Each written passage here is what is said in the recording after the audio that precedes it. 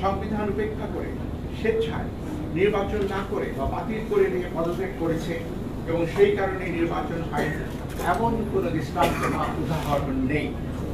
সরকার বারবার বলেছেন ব্যাপক সংস্কারের মাধ্যমে নির্বাচন ব্যবস্থাকে ঢেলে সাজাতে হবে। আমি আরেকবার উচ্চারণ করে বলছি, সরকার বারবার বলছেন ব্যাপক সংস্কারের মাধ্যমে নির্বাচন ব্যবস্থাকে ঢেলে সাজাতে হবে।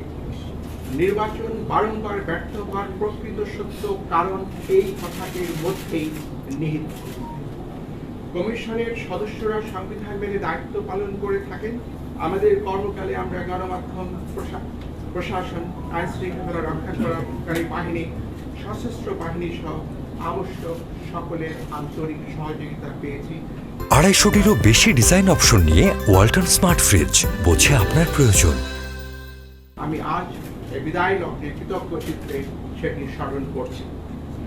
বর্তমান অতীত থেকে আহরিত অভিজ্ঞতা, জ্ঞান ও উপলব্ধি থেকে ভবিষ্যতের জন্য কিছু প্রস্তাবনা সরকারের সদয় বিবেচনার জন্য রেখে যাওয়া আমরা আমাদের কর্তব্য মনে করছি।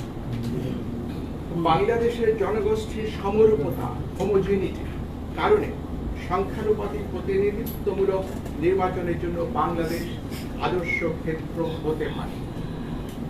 সেই সাথে নির্বাচন 4 বা 8টি পর্বে, প্রতিটি পর্বের মাঝে 3 থেকে 5 দিনের বিরতি রেখে অনুষ্ঠান করা ব্যবস্থাপনার দিক থেকে সহজ ও সহায়ক হতে পারে।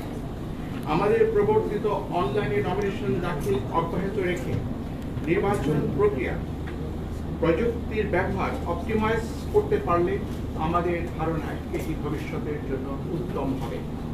অধিকন্তু প্রতিটি সাধারণ নির্বাচন নির্দলীয় তত্ত্বাবধায়ক সরকারের অধীনে অনুষ্ঠিত হলে উদ্দেশ্য অর্জন আরও সুনিশ্চিত হতে পারে। পরিশেষে আপনাদের অবহিত করতে চাই, আমি সহ মাননীয় কমিশনারগণ দেশের পরিবর্তিত বিরাজিত অবস্থায় পদত্যাগ করতে মনস্থির করেছি। আমরা অদ্যই পদত্যাগ পত্র মহামান্য রাষ্ট্রপতির সমীপে উপস্থাপনের নিমিত্ত কমিশনের সচিব মহোদয়ের হাতে